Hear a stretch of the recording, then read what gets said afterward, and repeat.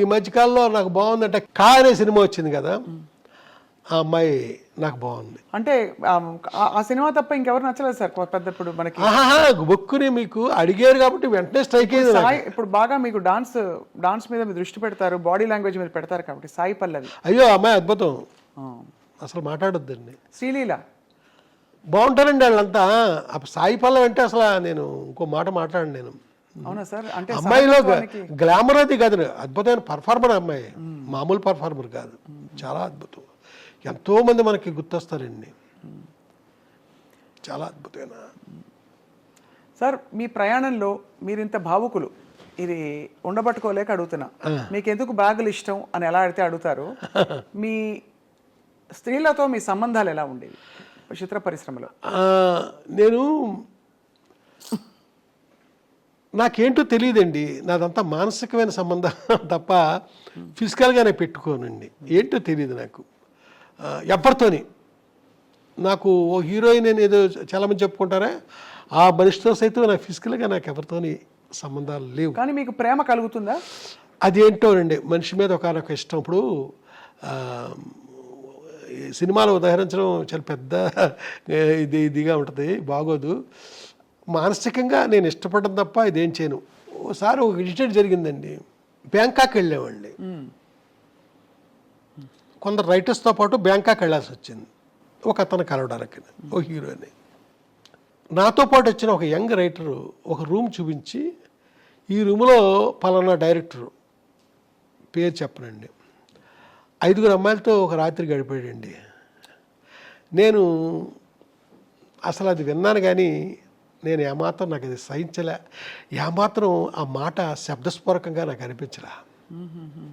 నేను ఆ రకం కాదండి, ఎట్టి పరిస్థితుల్లో కాదు. అంటే ఇది అడగడానికి నేపథ్యం కూడా సార్, ఇది ఏదో మీ వ్యక్తిత్వం గురించి అడగడానికి అని కాదు సార్, తప్పట్టుకోకండి దయచేసి. మీరు ఎలా అడిగినా పర్లేదు, బట్ అంటే కానీ అంటే మీ ఇంత భావుకత ఉండే వంశీ గారికి సహజంగానే అంటే మీరు సృష్టించే పాత్రల మీదైనా మీకు ప్రేమ వచ్చేస్తుంది కదా? అవునండి. ఇప్పుడు సితార కావచ్చు, తర్వాత మీరు చెప్పిన అన్ని సినిమాల అందరు హీరోయిన్లు అంత అందంగా ఉన్నారు, ఒక్కొక్క సినిమాలో ఒక్కో తీరులో. సో అప్పుడు వేవ్ లెంగ్త్ అంటే కనెక్షన్ ఎవరితో కలిగి ఉంటుంది మీకు అని? అప్పట్లో మీరు అన్నట్టుగా ఒక హీరోయిన్తో ఎక్కువ మీ పేరుని జోడించారు, కానీ ఇంకా నేను ఇంకెవరితోనే నాకు అలాంటివి లేదు. ఇప్పుడు వాణి విశ్వనాథ్ ఉంది, 2 సినిమాలు చేశాను నేను, అంతే, అంతవరకే. శోభన నాకు చాలా అద్భుతమైన వ్యక్తిత్వం, ఇది కలిగిన మనిషి, అంతే, అంతవరకే. ఇలాగ ఏ హీరోయిన్ తీసుకోండి అంతవరకే, అంత మించి. మానసికంగా కూడా ఇంకా నేను ఇంకొక మనిషి జోలికి నేను వెళ్ళలేదండి, వెళ్ళబుద్ధిలే. ఇక్కడ ఒక మనిషిని మర్చిపోతే ఎడుదేమో, అప్పటికి ఎప్పటికీ మర్చిపోకుండా ఉండడం, అలాగే మనసులో ఉండిపోయారు అంతే, అంతవరకే. మళ్ళా ఇంకొక అడుగు ముందుకి కూడా వేయనండి నేను.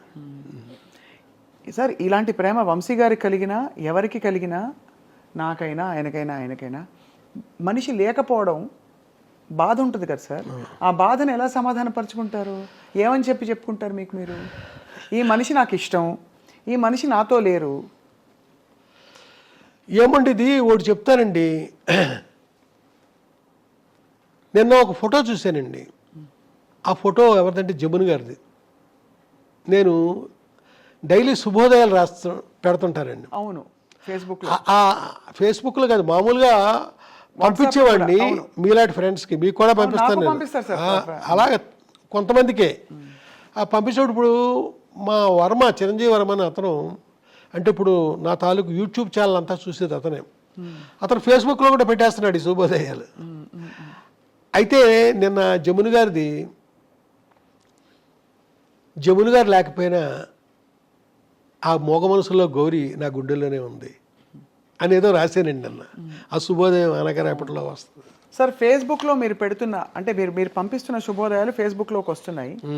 అందులో సరే జమున గారిది పెట్టడం ఒక ఎత్తు అయితే, ఒక రొట్టె ముక్కలు అమ్ముకునే ఒక ఫోటో పెట్టి అక్కడ తమిళంలో ఒక ఏదో రాసి ఉంటే దానికి అంత స్పందన రావడం ఏంటి? వీళ్ళు మళ్ళీ మా పసలపూడి రావాలి అని చెప్పి వచ్చే రామారావు అని మీరు రాశారేంటి అనే ఒక ప్రశ్నకి ఏం చెప్తారు సార్? ఏమైందంటేనండి, చాలామంది వేరే విధంగా రియాక్ట్ అయ్యారండి. మీ పసలపూడిలో ఆ రామారావు అనేవాడు బిస్కెట్లు అమ్ముతాడని రాశావు, చూస్తే అది తమిళ అక్షరాలు రాసిన తమిళనాడు ఫోటో అది, ఏంటిది అని ఇలాగా అడిగారండి. నేను చెప్పేది ఏంటంటే, నా చైల్డ్హుడ్లో నేను నిక్కర్లు వేసుకుని తిరిగే రోజుల్లో రామచంద్రపురం నుంచి, మాకు పక్కనే ఉన్న 2 కిలోమీటర్స్ దూరంలో ఉన్న రామచంద్రపురం నుంచి నిక్కరు చొక్కా వేసుకుని రామారావు అనే ఒక అతను వచ్చేవాడండి. వచ్చి మా ఊర్లో ఆ రొట్టి బిస్కెట్లు అమ్మేవాడు. ఆ అమ్మినప్పుడు చూడండి కొన్ని బిస్కెట్లు ఇరిగిపోతాయి ముక్కల కింద. మాలాంటి పిల్లల్ని పిలిచి అందరికీ పంచిపెట్టేవాడు అతను. ఆడ పెడతాడేసి పరిగెట్టుకుంటూ వెళ్ళేవాళ్ళం మేము. ఈ ఫోటో చూసిన నాకు, ఈ తమిళ అతను ఫోటో చూసిన నాకు ఆనాటి రామారావు గుర్తొచ్చాడండి. గుర్తొచ్చి నేను అలా పెట్టాను. అలా రామారావు గుర్తొచ్చాడు నాకు, అలాగా నేను రాయడం జరగలేదు. దాంతో ఈ తమిళ ఫోటో పెట్టి మా పసరపొడిచిన రామారావు అని రాస్తావా అనేసి కొంతమంది కొంచెం కాంట్రవర్షియల్గా ప్రవర్తించారు. నా ఉద్దేశం, నా బాల్యంలో నేను అప్పుడు చూసిన రామారావు నాకు ఇప్పుడు గుర్తొచ్చాడు అని నేను ఆ వాక్యం నిర్మాణం చూసారా, అది సరిగ్గా జరగలేదు. అది అంటే మీ కవి హృదయం వాళ్ళకి అర్థం కాలేదు. కవి హృదయం అంటే ఇక్కడ కవి హృదయం కాదండి, నా స్పష్టత లేదు నేను చెప్పిన దాంట్లో. ఇది ఆనాడు నాకు ఆ రామారావు గుర్తొచ్చాడు ఇతను చూశాక అంటే పాపం ఎవరో మాట్లాడరు.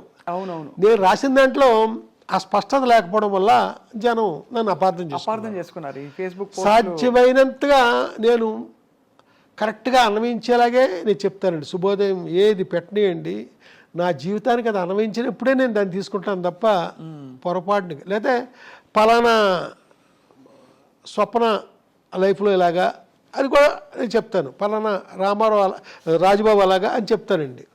ఇక్కడ మట్టికి అలా జరిగింది. వివరణ ఇవ్వలేదు. తప్ప ఇంకేం కాదు. ఎప్పుడంటే ఇంత వయసులోనండి, చిన్నప్పుడు ఇదంతా జరిగింది. గొప్ప జ్ఞాపకాలంటే మీకు చాలా ఇష్టం కదా సార్? జ్ఞాపకాలంటే ఆకుపచ్చని జ్ఞాపకాలు, పొలమారిన జ్ఞాపకాలు, ఇలాగ జ్ఞాపకాలు మీద చాలా ఉన్నాయండి. ఇంకా రాయాల్సినవి కూడా ఉన్నాయి. మాట్లాడే జ్ఞాపకాలు ఇవన్నీ రాశాను కదా, ఇంకా రాయాల్సినవి ఉన్నాయండి. పోట్లాడే జ్ఞాపకాలు, పరిగెట్టే జ్ఞాపకాలు, నడిపించే జ్ఞాపకాలు, ఇలాగా ఎన్నైనా రాయొచ్చండి. ఎప్పుడు వర్తమానం నాకు బాగోదు, అది జ్ఞాపకం అయినప్పుడే బాగుంటుంది. ఏంటో నాకు తెలియదండి. అది మీ కళాత్మకత సార్. సార్ కానీ ఇందాక అడిగిన ప్రశ్నకి మీరు మళ్ళీ సున్నితంగా అడుగుతున్నా సమాధానం ఏంటంటే, ఏదైనా మనకి ఇష్టమైన వ్యక్తి కానీ సినిమా కానీ ఏదైనా, ముఖ్యంగా వ్యక్తి అయితే అందులో మన మనసుతో ఇష్టపడిన వ్యక్తి అయితే మన చుట్టూ లేకపోతే మనం కొంత అలజడికి లోనవుతాం. ఆ అలజడిని మీరు ఎలా సమాధాన పరుచుకున్నారు? ఇప్పుడు ఉండకపోవచ్చు కానీ ఎప్పటికే వాళ్ళే అని చెప్పారు కాబట్టి సున్నితంగా అడుగుతున్నాను. ఇది ఇప్పుడు ఏమీ లేదండి, ఒక ఒక ఒక ఎన్నో ఏళ్ల క్రితం మ్యాటర్ ఇది. ఇవాళ మామూలు కండిషన్లోనే మామూలుగానే ఉన్నా, కానీ ఎప్పుడు జ్ఞాపకం బాగుంటుంది కదా నాకు. మరి అదే ఆ జ్ఞాపకమే బాగుంటుంది. అలా అంతే ఇది బాగుంది. మళ్ళా గతం నిజం కావాలి అని కూడా నేను ఎప్పుడు కోరుకోను, ఎందుకంటే అవ్వదు కాబట్టి.